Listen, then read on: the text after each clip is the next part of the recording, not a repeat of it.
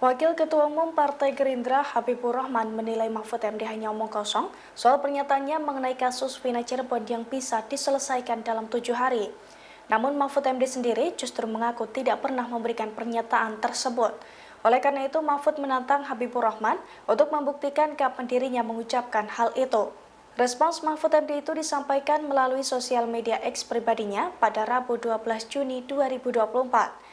Dalam cuitannya, Mahfud MD meminta Habibur Rahman untuk membuktikan kapan dan di mana dirinya mengatakan bahwa kasus Vina bisa selesai dalam 7 hari. Jika terbukti, Mahfud mengaku siap memberikan imbalan sebesar 100 juta untuk Habibur Rahman. Dilansir dari tribunnews.com, tantangan Mahfud itu disampaikan setelah Habibur Rahman mengatakan bahwa Mahfud sesumbar bahwa kasus Vina selesai dalam 7 hari. Menurut Habibur Rahman, pernyataan Mahfud MD hanya omong kosong.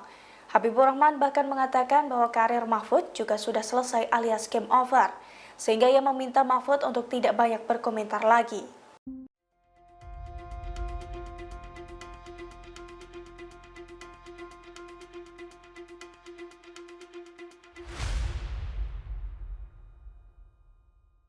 Download Tribun X sekarang, menghadirkan lokal menjadi Indonesia.